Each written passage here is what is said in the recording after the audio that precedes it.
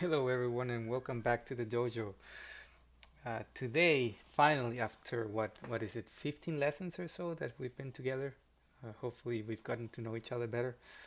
Not really, but in any case, it's been 15 lessons, 15 long lessons that you've been sticking with me.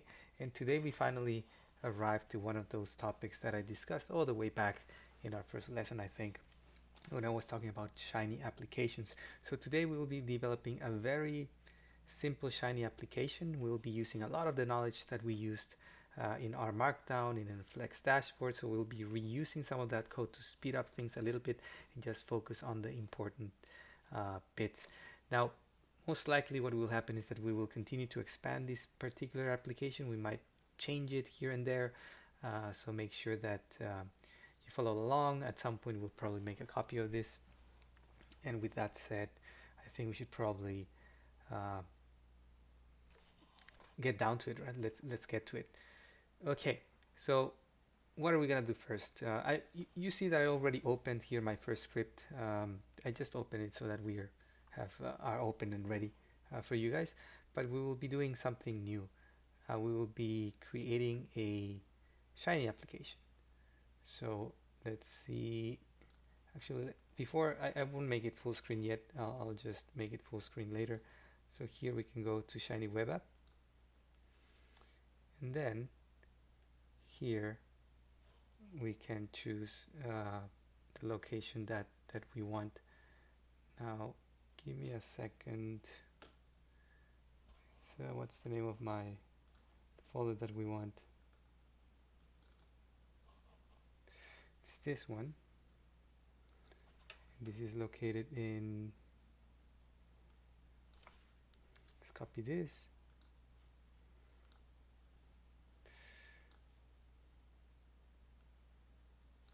Let's see if we can, okay, I'll just go here. Give me a second.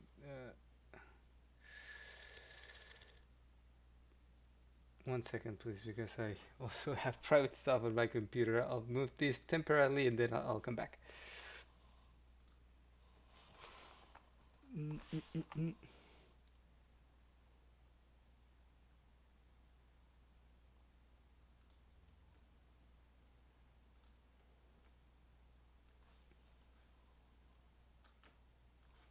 Okay, I'm back. So we're gonna be saving it here. So just basically navigate to a directory where you want to save it. I want to save it into our class directory, right? And then we will be giving this application a name. So I will call it my first Shiny app. Let's call it my first Shiny app. Here in application type, you probably will want to select a single file app. We won't have the UI and the server separate, so everything will be in a single application. The UI basically refers to the graphical user interface, right, that you will be seeing or developing, and the server is where all the magic happens for the processing of things. Okay, so we'll choose a single app, and then we'll click create, and that's it. I will be closing this one over here, and then if we go back, we should see my first Shiny app, and we should see the app application here. Um, you can change the name here, but I would probably just keep it the same. Why? Because if you upload your application to a Shiny server, assuming that you have one, this needs to be named as app. That's how it works. Okay, so let's go back. Okay, so we have some stuff in here. Run a Shiny application, UI, blah blah blah, and we have a server function, and we have also a UI function. The UI, like I said, it shows the graphical user interface, and the server function crunches some of the information and then helps it display. So how does this look like? If we click run app, by the way, if you click here, you can run external, right? And if you click run app, it should be running like this externally. So there we go, and we see some reactivity here that it's changing, pretty cool, etc. So we'll be doing something like this, but a little bit more complex, let's say, and we'll be explaining the whole process of how to do it. So I'll be closing this. Also, by the way, when you close things, it'll keep running. There's ways in which you can control the session, but we won't be doing that right now. Probably in another topic, maybe the second class for this Shiny application, we will look into how to change that. So once you close it, it won't stop, so make sure that you either press escape or stop. Press stop. Okay. Now, first thing we'll do is we will be loading, and let me see my notes. We will be loading quite a few libraries, right? So I will first probably, okay, we'll touch on that later. Let's first load the libraries. So we want to load bslib, which will help us with some layouts. Then we also want to load tidyverse in case we need to do any data processing, which I think we'll probably will. Then we also want to load DT. We also want to load plotly for our graphs, interactive graphs. And we also want to load finally shinycssloaders so that we can maybe introduce some loading animations if we're changing a graph, let's say, so that instead of just suddenly changing, it has a nice little loading screen, let's say. So those are the applications we'll be using. Now, there's something called scoping in Shiny, right? Anything that is loaded outside the server function or the UI function, basically, is basically will be used for everyone, right? If you want to use something for only the session or one person, then you should probably put it into the server session here. So if you load data here, let's say that you have an upload button and you upload some data and you don't want that to be used for every other single person, then you would load probably that here in the server function. Here we're not going to be doing that this time around. Probably next time we'll do it. So what we'll do is we will load the information here, and like always, let's start with some data that is already by default inside R. So let's call it empty cars, and let's load empty cars, which is the data set. Then we'll do a pipe. We'll change row names to, by the way, probably we need to load all the libraries. Then let's do row names. By the way, make sure to buckle up because this tutorial might extend up to an hour. So I'll try to go as fast as I can, but you know, it can happen. So row names to column, variable equal car, let's say cars. And then, same as before, I think we used a mutate to change the cylinder, which was a numeric variable, into a categorical variable, to a factor. So factor cil. And if we do this, hopefully it's already done. So here's our data, everything nice and pretty, good. Actually, let's save this. And now we'll go into not the UI yet. We will do, like I said, there's scoping. So everything that we're loading here right now will be available for everyone to use. So it's a very good idea if that you're using a single data set for everyone visiting your app, that you probably load it over here and not in here, because then it'll load it for every single person every single time. Here it just gets loaded a single time and then shared. So that's pretty good. Now we will be plotting some graphs.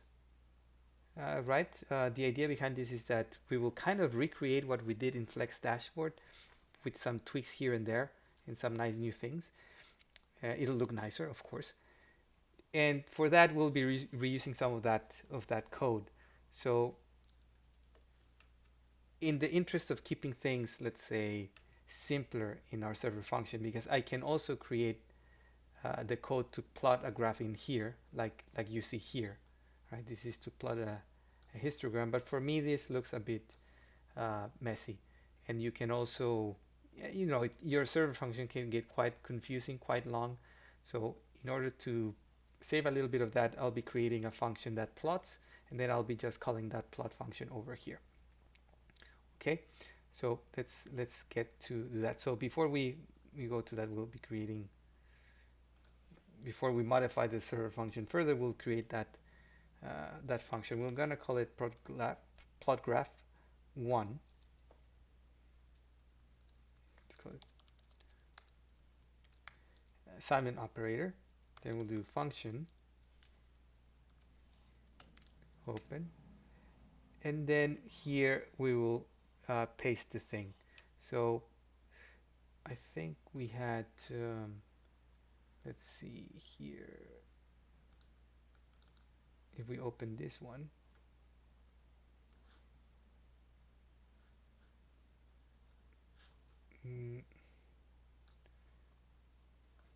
let me move this.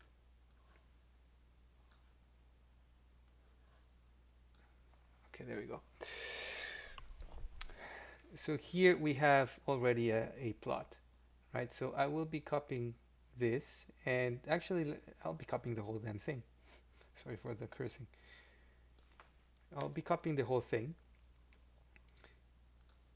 which you should already kind of know by now, right? I copied it, placed it here, and then I'll be doing some changes here to what is needed. Here we don't need these input sliders, etc. We'll be doing something slightly different. So this function, in order to plot this data, we need a data frame, right? Which we'll call df. Then I want to have some kind of input that receives from miles per gallon, mpg, and then another input or something that provides cylinders. Okay. Then I'll be creating a variable called here graph df, which you can keep the same name or change it. I usually like to name it something else, just to be quite strict about it. But yeah, we'll be doing that. So here in the graph df, we'll do a df, and then we'll do a filter, and then we'll say that mpg, which is included in here, right? If you remember, mpg greater or equal to mpg, which is an input in our function. If you forgot about functions, this is a good time to remember. I said that we would be using them. Now's the time. And then we'll say that cylinder equal to cylinder, which is another input. So this will filter our graph df. Then in here, we'll just say that data is equal to, instead of filtering all this in here, we'll just call it graph df. Graph df. And then the rest we will keep. Important thing here, we will be returning in this function p1, which is our object for the graph. And then here we'll say p1 is equal to p1. I'll just make that capital, p1. Okay, let's just check that I don't have anything remaining from the old graph. Let's see what it was created. Okay, here you see input cylinders. So here we already have the cylinders coming from this variable called cyl. So we'll just type here in cylinder. Okay, and that should probably, I think we're pretty much done with our plot function. We can modify some of the things. I don't think I will not modify any of the things. Maybe modify the actually. Let me modify here the size of the GM point. Let's make it 5 because it might be a little bit too tiny. Okay, so we already have our plot function. We won't be using it just yet, and then we will create one more function for us to display a table. So in our previous dashboard, we had some code here that helped with that. So I will be copying this. I won't copy the render dt. I'll just copy this part. I'll save it. And then we'll call this table 1. And then it's a function. That function takes a data frame. And then we put the stuff inside. So it'll take a df, right, a data frame, which we should be passing empty cars. and then it'll be doing some work. So here, please remember to also remove empty cars df to just call names df. And then here we also do df, and here we also do df. Great. So we have our tables now.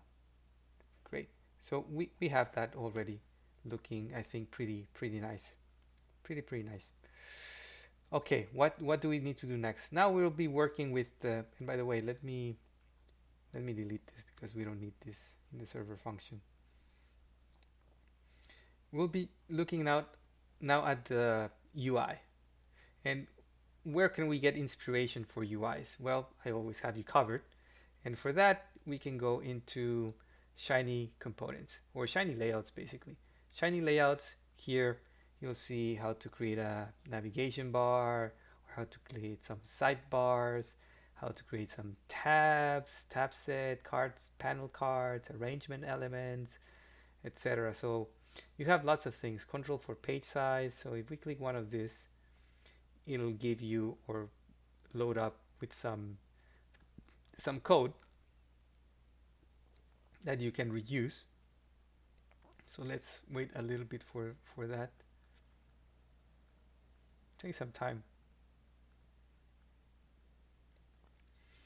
And here, I think what we will be focusing here on will be probably the controlling for page width and height, and we'll be using basically a UI page fillable, the fillable system, which occupies the full width and height of the web page and resizes its components dynamically as the size of the page changes. So we'll be using this one. Okay, I think so. Yeah, and here you see a little preview of how that might be looking. Okay, with that said, and we'll be looking at this.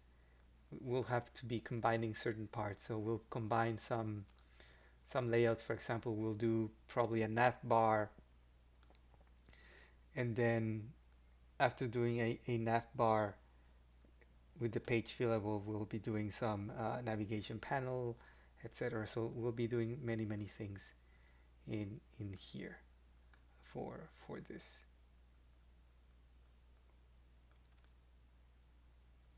Okay, so let's start with that. Actually, let's see if I press this one, page nav bar.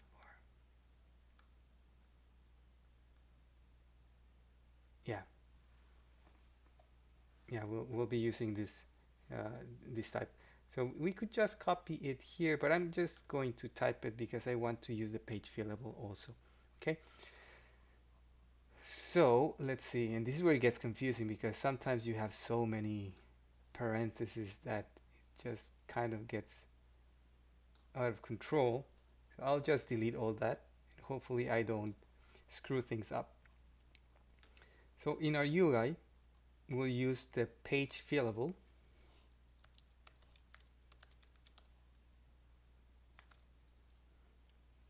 And then inside of this one, we'll do a page navbar. The title, because we can provide a title for our application, will be my first Shiny app.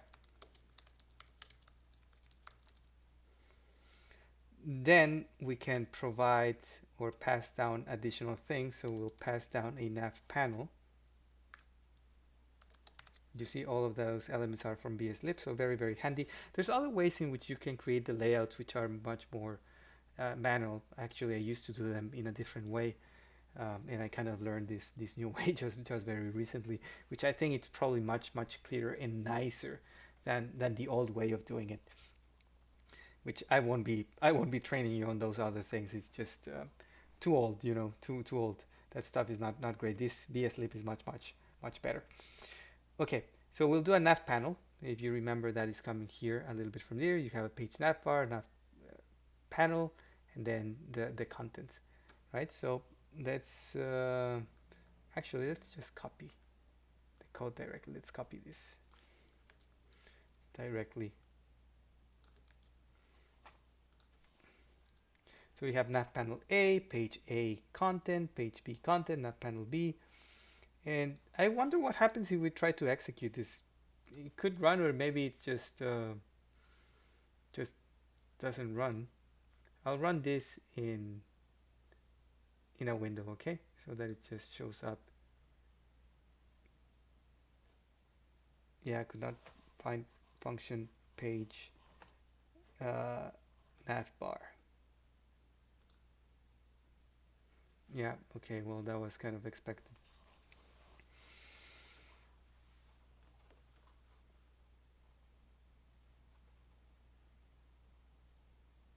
Okay, probably we're missing some stuff here. I think what we're missing is I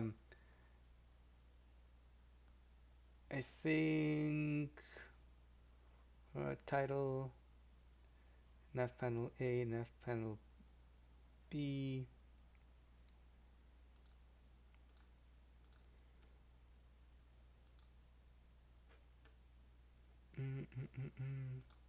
Let me just check, guys. Sidebar.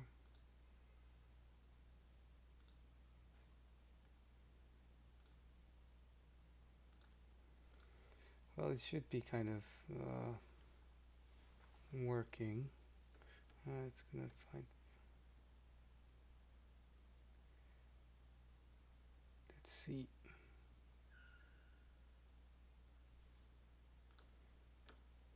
Yeah, could not find function.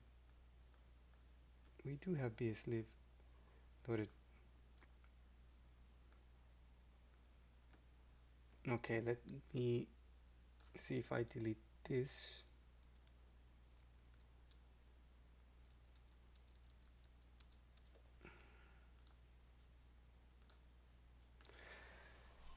Yeah, not working, huh? Not great. Not a great start.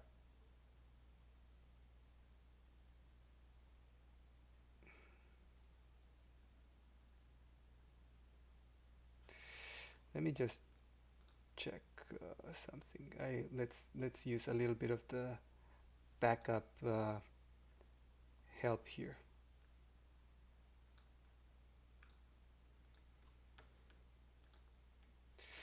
Let's see, page nav bar, title, my first shiny.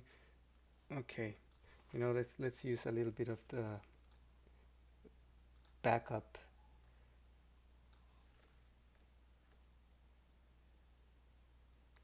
Yep, and it will have to. I'll go through the details of this. Don't worry. Like I said, I always have notes. I prepare for these classes just in case something like this happens, and I don't want to waste a lot of time. Probably I made a very simple mistake that I'm not looking at. Yeah. Okay. Great. So yeah, probably I made a mistake somewhere along the way. But well, let's try it out. Let's see what might be the case here. Ah, okay, I see what's happening. And this is, stupid me. What happens is I typed nav bar. It should be nav bar, right? So shame on me for not noticing earlier. Um, be very very careful when you type things. Don't be like me. Okay. Okay. Now we have some stuff here. My first shiny application, page A content, etc. So okay, it's kind of taking a little bit shape, right? Now, besides having let's say the different panels, etc., we should probably also have some inputs, right? So right now, if we run our application, it's looking pretty Spartan, right? So we might want to have something additional. So let's continue to modify this. Our nav panel A, let's call it cars. We wanted to have something in here, and it's not something that is called page A content. Let's have here a layout sidebar. And inside that layout sidebar, we'll have a sidebar, and that sidebar will be equal to, let's say, some, and here, by the way, I'll be creating some inputs. And how can I create inputs? If you go into components here in the website that we have here, you find lots of components here, right? And we also talked about those back in our Flex dashboard, where we have some inputs created. Where was it? Here. So we'll be reusing some of this stuff, right? We'll be typing it here. So I'll be writing them. So sidebar. In the sidebar, we'll have, and you see how it's starting to get a bit confusing with the parentheses. Hopefully we don't mess it up. We'll have a slider input that will be called MPG, and that's the, it's called the ID of that slider. Our external name will be MPG, and then it'll be values with 0, 30, and it'll start at 15, let's say. And then we'll have another select input. And usually you can, if your inputs are created not with a file, because there's a way in which you can import that information and create it automatically, you can just type it into the UI. If you want that input to be created in your server function, there's also a way to do that, especially useful when you want to create that automatically based on some information on a file that the user is uploading. So I'll show you how to do it first in the UI directly, and then we'll see how we can change it so that we create that in the server function. Okay, so select input, and we'll call it cylinders. Then we will call this cylinders like this, capital, and then choices equal empty cars pipe select cylinder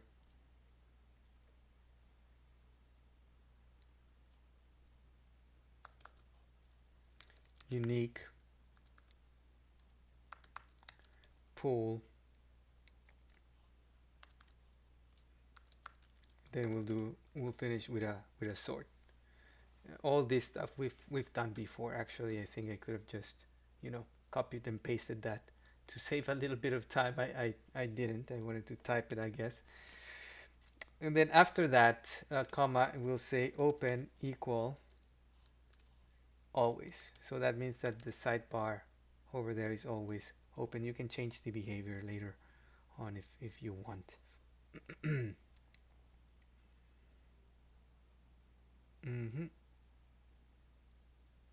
Let's see. I think maybe that's it. Let's check.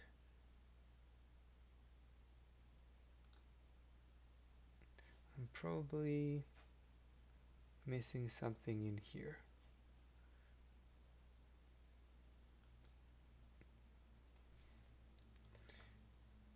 Expected token. That means I probably have an extra one. Yeah. So let's delete one, and that should probably be it. Let's see how it's looking. Let's run our application. And yeah, now we have the inputs, right? They're still not doing anything, but they look kind of nice. What I'm missing here, oh, there it goes, cars and B. So I wonder if if we make this bigger, you can see the two tabs. So okay, our layout is coming out kind of nicely, right? So we have our stuff here, we have our cylinders, we have our functions to plot, etc. So now let's move into basically plotting that content. Let's move into our server function. So we kind of have our UI already done. And by the way, at the end, I'll be changing these contents over here so that they're rendered in the server function instead of being rendered in there. Okay, and we'll see how that gets done. Okay, now moving down to the server function, what we want to do is we want to create an output. Let's call this output plot, right? So that's how you need to type it, output plot 1, I'm gonna call it. You here after the money sign you can basically choose any name that you want. I'm gonna be calling it plot 1, and then we'll be using a render plotly because we're using a plotly. Our function is returning here a plotly object, so that's why we're saying it should be render plotly. And then we just need to provide our function plot graph 1, I believe that's what it's called, and provide the parameters df equal empty cars, which we have in our global environment. Then we have our mpg, which is equal to one of the inputs, right? So mpg is input called mpg, and then our cylinders is equal to input cylinders.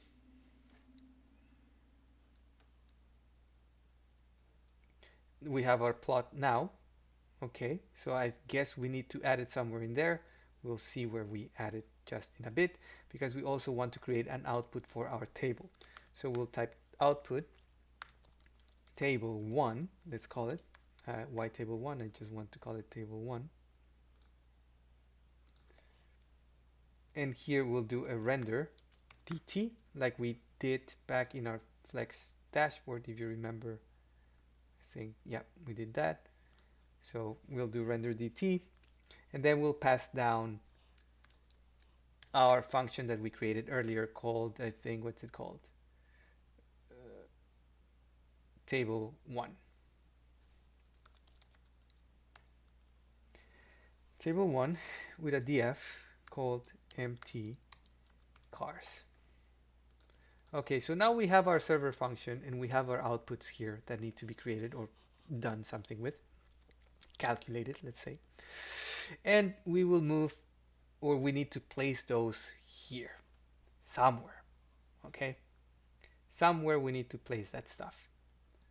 So let's do that, and probably we'll see some slight mistake here happen in a bit. Let's look forward to that. So open always, and then where should we actually paste that? It should be inside the layout sidebar. So probably after always here we will type plotly output. This we need to type because it's a plotly output. Then we'll type the name of our output, which is called plot 1. So we'll type here plot 1, and then that's it for the time being. I think that should probably be done with it. B, let's call this instead of cars, let's call it table, just because the nav panel. And here we will be typing our dt output called table 1, which is table 1, which should render this table. Okay, so let's save this. Let's run it. Let's see if it works. Oh, okay. Okay, says could not find function rather dt. So once again, I did not type correctly something. So let's see, render dt. Okay, let's try it up again. And then we have some other error happening. At least we have our table, but definitely you have some kind of error here in our object. So let's see what that is actually telling us. It says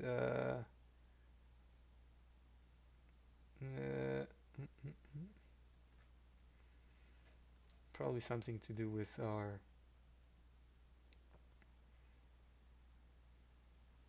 let's see if I changed all instances of,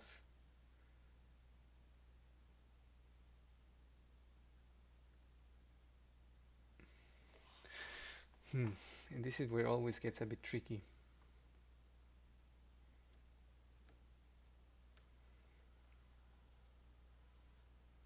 Trying to find those mistakes, and doing it live like I'm doing it right now, it's always difficult. Let's see. Okay, here it is. It's input cylinder, sorry.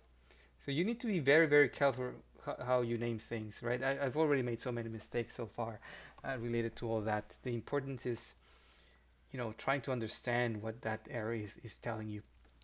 And here it's this. I'm pretty sure, hopefully it's that.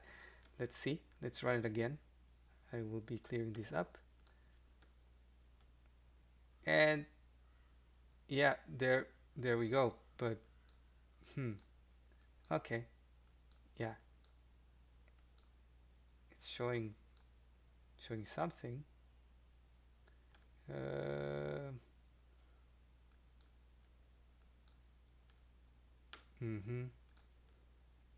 Okay, so it is showing us something already. So I will be closing it. I will just be checking whether this is correct over here. I think I probably need to change this because it was not, I think it was not filtering as I wanted. So give me a second. Yeah, I said less than. It should be greater equal than, because that way it should then show us all the other stuff before. Yeah, this makes much more sense. Okay, great. Now it's filtering like I wanted it to filter. And we have some probably small issues here. There's something that right now, because we are creating our input in our, let's say, our UI, which is here. We created our inputs in the UI.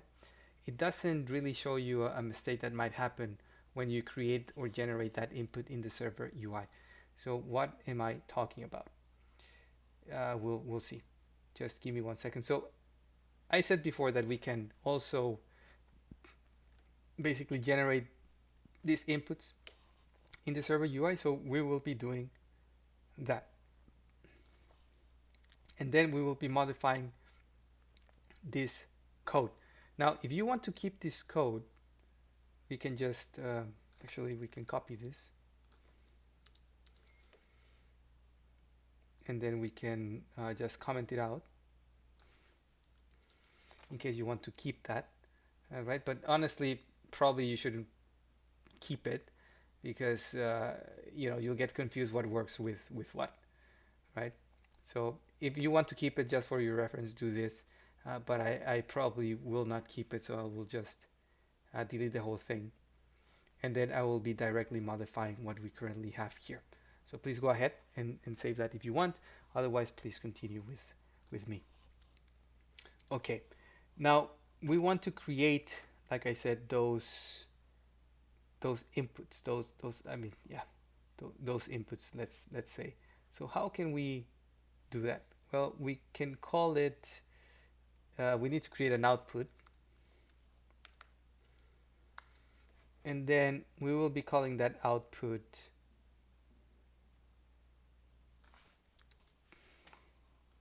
let's call it MPG, and this is a render UI element. So render UI, we'll be using this function, and then we need to render that. So we will just render it as such. Like I said, we could probably take the range from automatically, right? But I'm not gonna be doing that because we can do it here. We already have an example like that. Okay, so slider input, this is now generating an output MPG for render UI, and then we'll be adjusting the code shortly for the UI. Then we want another output still, so we'll type another one, output, and we'll call this cylinders render UI. And here we will just copy the same thing we had here. So let's copy this whole thing.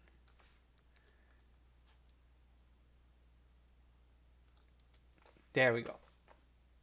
It's there, right? It's fully in there. And then we need to do some modifications to our UI. What are we going to be modifying in our UI? Let's see. So this is no longer like this. This is generated by something else. So let's generate that. Let's call it. So instead of typing slider input, we will type UI output, and then the name of that output, which I believe is called MPG, and that's it, UI output. And then here we'll remove this.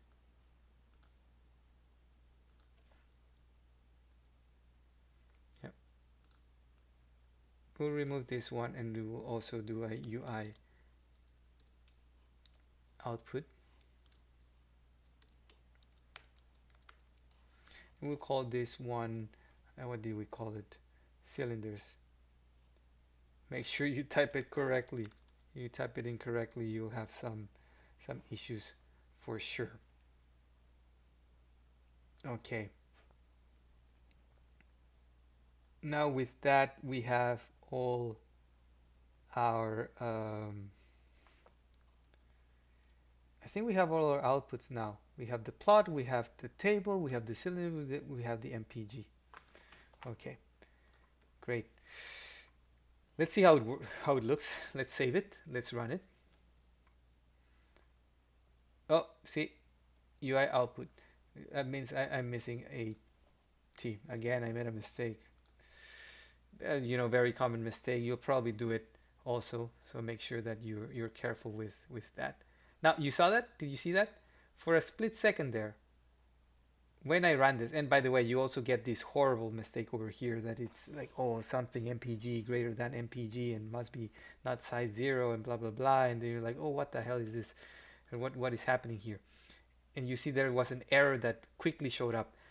Now, you could disregard this and say like, yeah, well, okay, my application is running. I don't really care about the specifics behind this error or what it shows, but having warnings, actually this is it's a warning and coming from an error in a filter, it's not nice to have them, so it's better if you can get rid of them. And the way to get rid of it here is quite simple. Why didn't we have this error before? Why we didn't have it before? Because we were creating our input in our UI. So by the time in our UI, by the time the plot was created, there was already an UI input with a number. Now we're generating that input, and the graph, the output for the plot is trying to execute, trying to find the input MPG or input cylinder, and it's not getting it. And since those are not there yet, it's telling you or giving you a mistake. So how can we solve that? It's actually quite simple to solve. It doesn't take a lot. So we will be doing the following. We will be adding a requirement using the function rec. And this function basically says like, hey, if I don't have these other things, don't do anything until you have them available, basically as a summary. And here we will be typing the name of those inputs. So input money sign, and what is the name of our input? It's called MPG and cylinder. Okay, so input MPG and input money sign cylinder, and that hopefully hopefully, is it cylinder? Yes, it's cylinder. Actually, let's call these cylinders.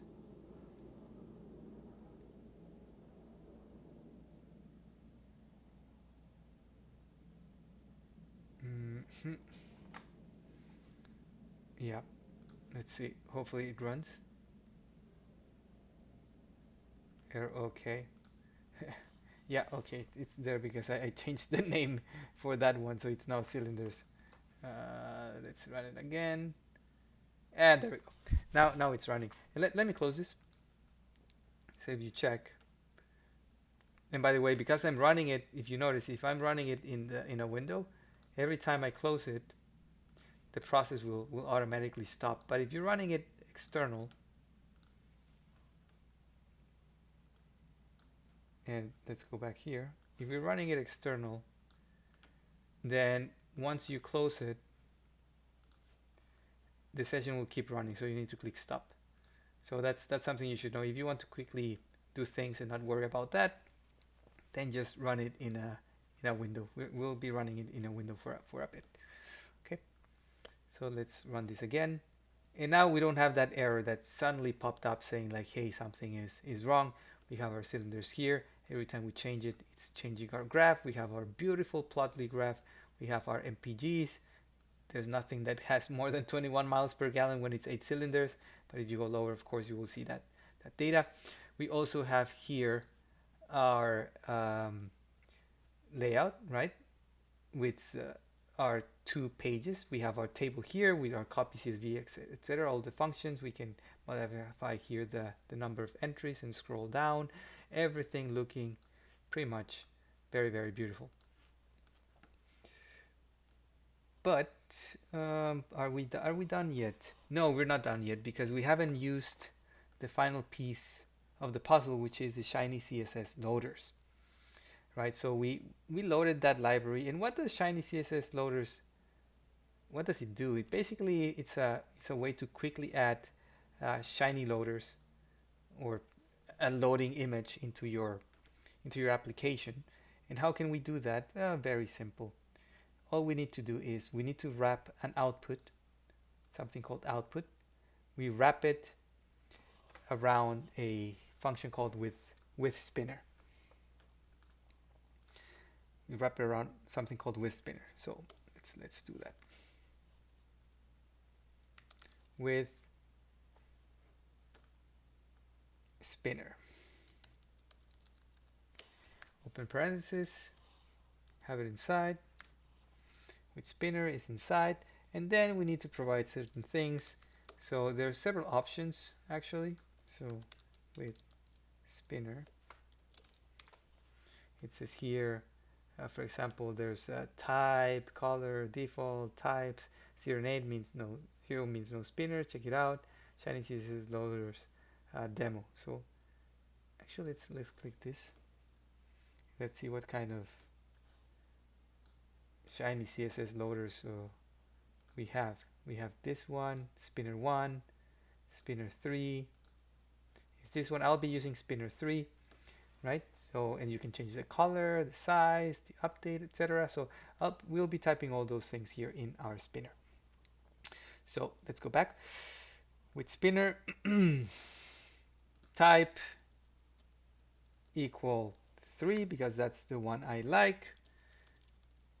Size equal 1, and then color dot background because I want the spinner's background to be the same as my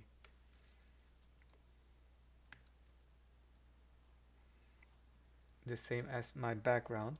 And you can just type FFF, which is white. Yeah, like this. And then hopefully we should be done with that. Let's save this. Let's run our application. And do you see that? You saw the spinner. But now we have a different problem. For some reason, our graph is not using all the space as it used to. So that means that we need to modify something in our Plotly output to make use of that. And I found that one of the solutions to do that is to add an additional parameter here called height equal 85. I think you can go 100 or less than that. So I'm going to be using 85 because that's the number that I've tested that it works. pH. And then that should probably, hopefully, fix our issue. There we go. Now we still have a little bit of an issue with things overlapping, but that's basically because of the size of the